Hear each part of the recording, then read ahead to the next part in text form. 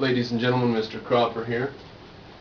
I want to talk to you about altruism, or mysticism, or both really, because it turns out they're pretty closely related. Now, there's a couple of pieces of evidence that we'll put on the table first.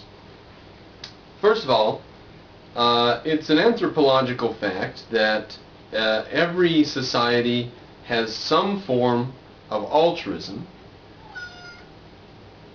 as their ethical code, and every society has some sort of religion as their ethical code.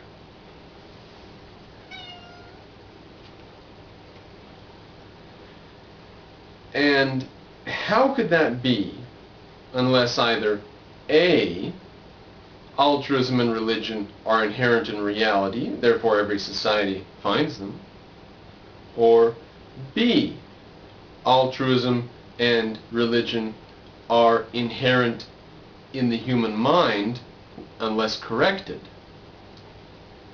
Now, that's a pretty elaborate hypothesis. And hypothesis A seems to be the obvious one that everyone goes for, seems to be the most reasonable one. There must be a God or something because every society ends up believing in a God. Now, you may have heard this idea said by me earlier at other times, that this is the anthropomorphization of nature. We are just projecting ourselves onto nature by saying there has to be something that's the basic cause here. And it's got to be, like when we cause things that are orderly, we cause the crops to grow, or we cause the teepee to be built or whatever. So something had to cause us to exist, and all the animals and stuff, and this world and the universe and the planets and the sun. Someone had to put order here. So it was just anthropomorphization that is obvious. It's automatic if you have. And the thing is, they were confronted with so many things to explain. They couldn't even explain why the sun came up every day on the opposite side of the horizon or world or whatever. So they had to explain lots of stuff, and every single society on the planet postulated some form of religion, with or without gods, or with lots of gods, or different types of gods, but always some form of religion. Now, is it a coincidence that every single society in human history posits some form of altruism? Is that coincidental? Now, by altruism, I really mean self-sacrifice. I really mean the sacrifice of the individual. I don't mean anything beyond that. That is the common denominator of all altruistic philosophies, is the individual is sacrificed either just for nothing, or for other individuals, or for society, or for the state, or for God, or for the culture, or for the future, or for the environment, or for something you sacrifice. That's altruism. So I take that to be the standard definition. The ethics of sacrificing the individual for something. Now that is common in every society in history. Even the Nazis, those who believe the Nazis, those who think Hitler was selfish or something, he preached more socialism and selflessness and altruism and compassion than anybody. So they had a very generous welfare state. Germany had a history of welfare states going back to Bismarck. But anyway, that's a side issue.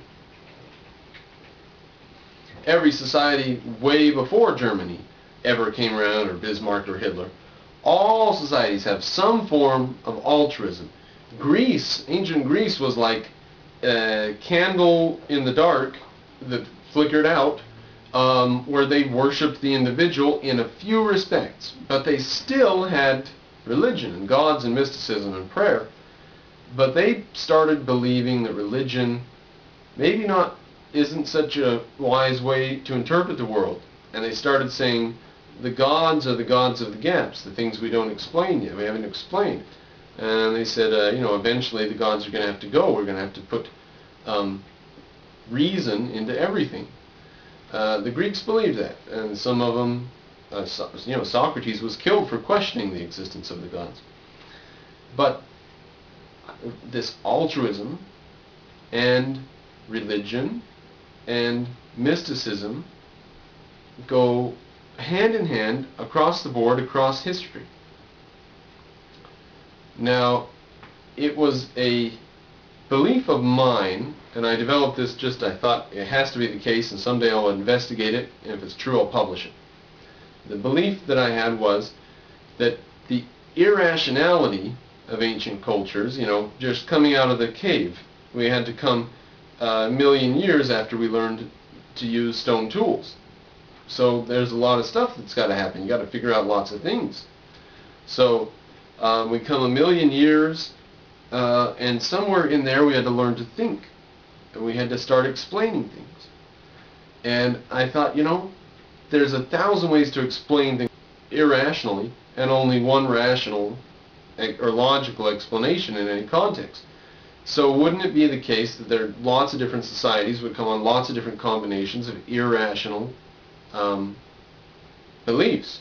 So let me clarify the meaning of altruism. Altruism doesn't mean the good of others.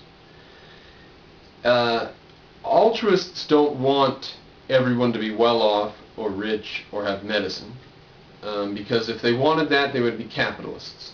They are not concerned about benefiting anybody. Now, the sooner you get that part of altruism as a definition, get that out of your skull, that they want to benefit anyone. They don't care about benefiting anyone. If they did, they'd be capitalists. They're not. They don't care about the end result. The end result isn't the question, and they'll take the end result. They don't care. Now, I believe Edna Farber went to Soviet Russia in the 1930s. And she said how wonderful it is to see everybody equally shabby. Because nobody in Russia was rich. No one had a nice suit. Everyone was in gray rags. And that's what you're trying to appease. If you appease altruism, that's what you're saying. You're giving it credit. You're saying, well, at least they want the good of others. At least they want people to be well off. At least they're concerned about the sick and the poor and the hungry. No. They're mad at rich people. They're not concerned about the sick and the poor and the hungry. What they want is for everybody to be sick, poor, and hungry, and no one to be above the crowd. That's what they want. They really don't care about getting everybody up above whatever level of poverty, because then they'd be in favor of capitalism, and they're simply not. It's simply not the case that they're capitalists. Altruists always, who was it, Bentham? Or John Stuart Mill, I think, on his deathbed, or Spencer, one of them said, we're all socialists now. And he had been the champion of a utilitarian bit of in favor of freedom and stuff. But at the end of the day, the moral argument, you just can't uphold it. It doesn't matter if everybody benefits. If it's immoral and evil and wrong, you have to stop doing it. So you benefit. But it's immoral, evil, and wrong. Someday someone's going to come along with the moral fervor and tell people we've got to stop doing this. It's immoral, evil, and wrong. And the people believe that if it is ethically wrong, there have to be consequences in reality for which they'll pay. If they really believe, for example, that this selfishness and capitalism's hurting society, if they really believe that, it doesn't matter that they look around and see America being the richest nation in history. That's not part of the argument, because it's immoral.